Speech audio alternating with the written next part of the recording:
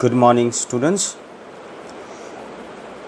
This is chapter 3, Elements, Compounds and Mixture. So I welcome you to this class, and I hope you are fine and keeping well and safe at your home.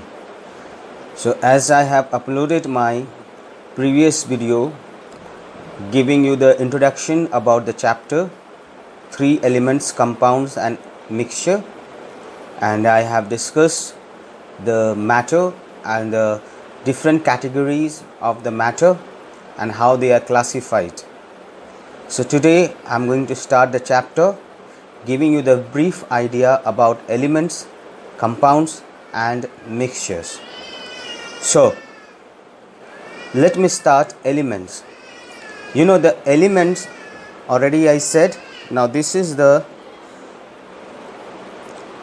purest form of a substance. This is the purest form of substance that you have to remember, and it has only one type of atom, or you can say that an element is made of only one type of atom. If I'll give you some example, let's see. If we write the atom of oxygen, if we take the atom of oxygen, all the atom of oxygen are same and oxygen is an element. And then we take the atoms of hydrogen.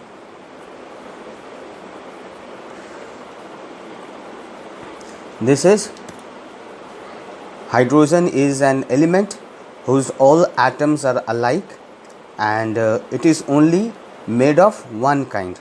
So all the atoms of hydrogens are alike, and here you can see the atom of hydrogen is different from the atoms of oxygen. Okay, so let us go ahead. This is very simple idea about the elements. Now elements, it is an element, it is represented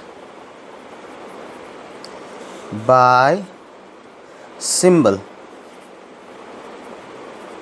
Now we have learned that to represent some elements we have to learn that the symbol, that symbol is, symbol is the short form of the elements, and it could be the first letter of English alphabet or the name of the element, and it could be the first letter or the second letter of the English as well as Latin or Greek name of the element.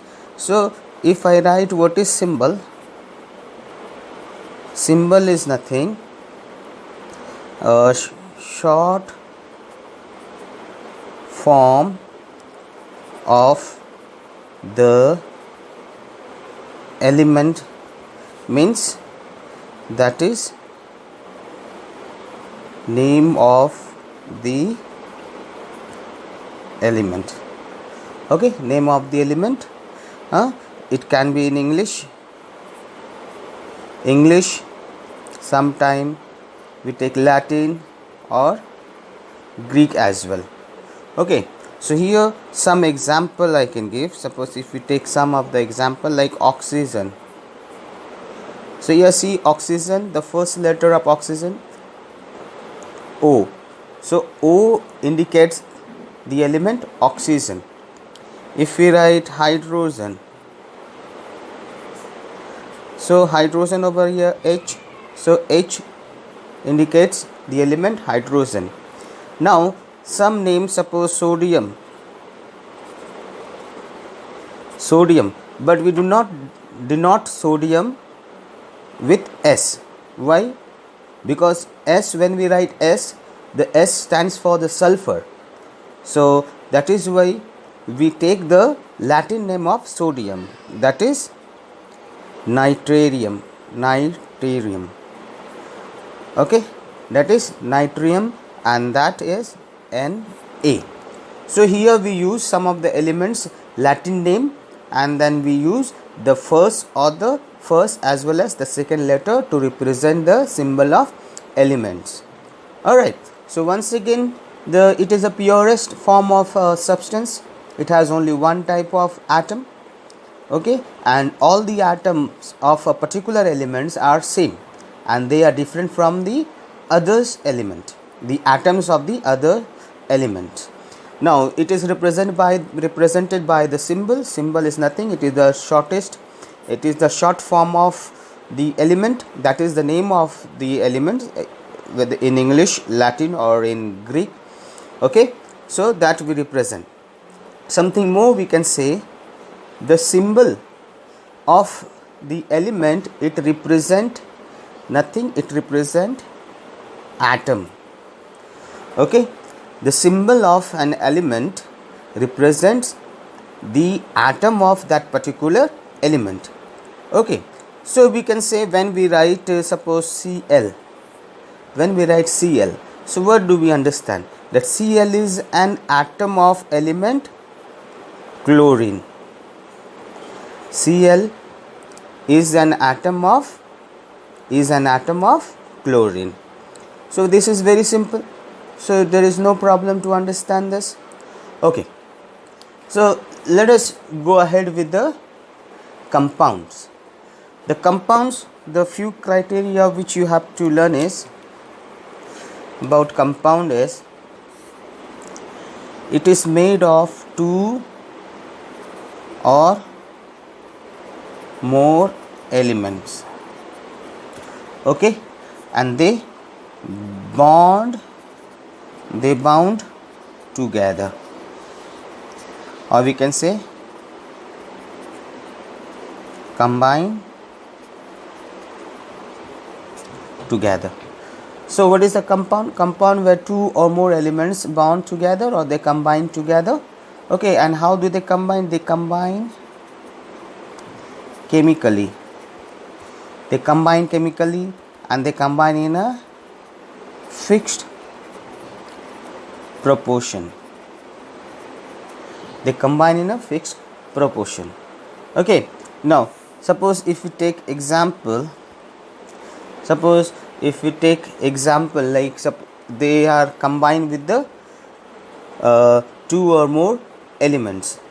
Okay, we take one atom of oxygen, this combines with two atoms of hydrogen.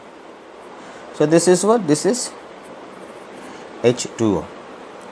Alright, so this is the example where the two or more elements, they combine together to form a compound, and they combine in a fixed proportion. If we say that if the compound, that is water, let us take the example of water.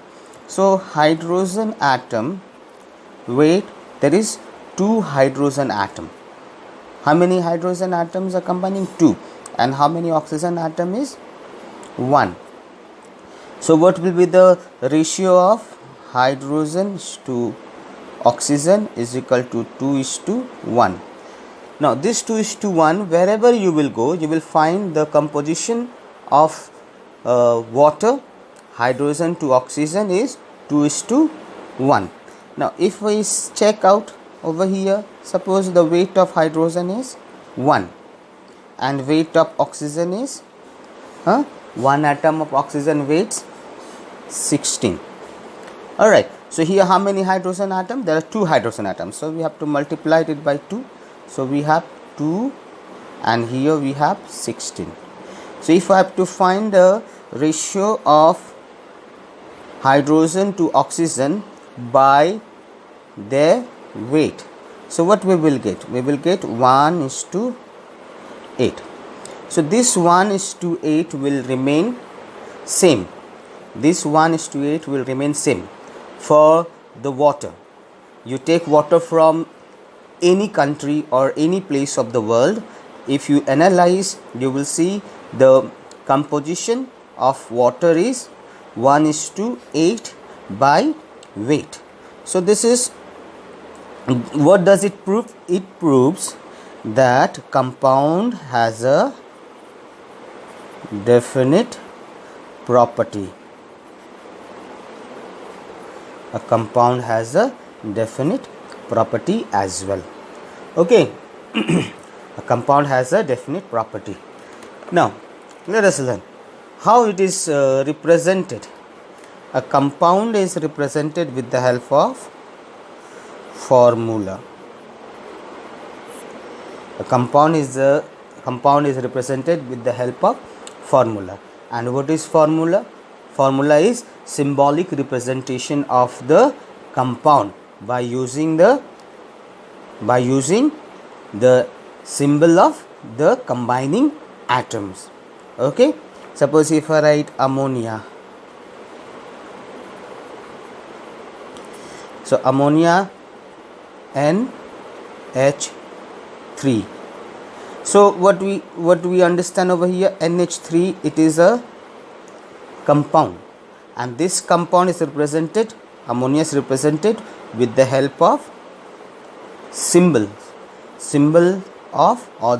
of combining atom. Okay, that is nitrogen and hydrogen. So here you can also find the ratio of combining atom of nitrogen and hydrogen, that you will find 1:3. Okay, so there are some other also. When we write hydrogen chloride, so this is also represented with symbol, okay, of combining atom, that is called formula HCl. HCl is what? It is the formula of hydrogen chloride. Okay, now, so what we learned in compounds, that compounds are made of two or more elements. They bound together. They bound together means they generate some bonding. Okay, that you will learn in the next class. They are bound together. They bound together means they generate some bonding. If you, example, you can have, suppose if you have like this, suppose sodium chloride. Okay, so one atom of sodium and another atom of chlorine. Okay, so one atom of sodium and one atom of chlorine, they bond together. Okay, so this is called bonding. Okay, which you will very soon you will learn in your previous you will learn in your next class. Okay, where you will learn the chemical bonding and all.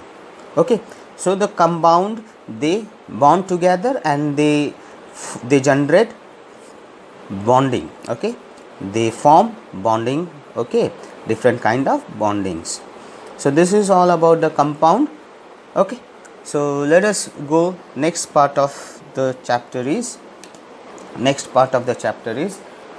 it's a mixture. Very good. So when mixture, what is the mixture? Mixture is nothing when two or more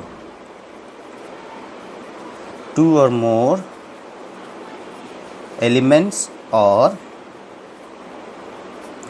compounds mixed. Okay, mixed together. Elements of the compound, they mix together. Two or more elements or compound, they mix together. Example we can give. Suppose if we need to have some example, suppose the same thing, some oxygen atom. We can have some oxygen atom. They join together with the hydrogen atom. Not joined, they just mixed up with the hydrogen atom. Okay, Alright, so now where the two compounds they mix together, two compound, okay, we can have the example, suppose water, then one oxygen atom combines with two hydrogen atom, and then over here we can say that one sodium atom combines with one chlorine atom, and these two mix together, they just simply mix together and they form the salt water. So this salt water is nothing, it is a mixture. The salt water is nothing, it is a mixture. Follow? So this is the example of the mixture. The salt and water, they mix together, not chemically, just the salt dissolves in water and they mix together to form the mixture salt water or the salt and water. Alright, so here they can be separated by physical and chemical means. Okay, so they can be separated by physical and chemical means. That mixture can be separated by the physical and chemical means. Okay, so our next class we will discuss about the different methods. Okay, different methods to separate the mixtures. Okay, before that we will learn the different type of mixtures. The mixtures we have seen on the basis of composition. Okay, on the basis of composition we have seen the mixtures are two type. One is homogeneous, another one is heterogeneous. But here on the basis of the component, mixture can be of different type. Okay, mixture can be of different type, where we can that solid mixtures, we can have solid liquid mixtures, then we can have solid mixtures, we can have solid liquid mixtures, then we have liquid plus liquid mixtures, then we have solid plus gas, then we have liquid plus gas, then we have gas plus gas. So there are different types of mixture on the basis of their components. Okay, so we will learn in our next class the different type of mixtures and what are the methods that we need to apply to separate those components from that particular mixtures.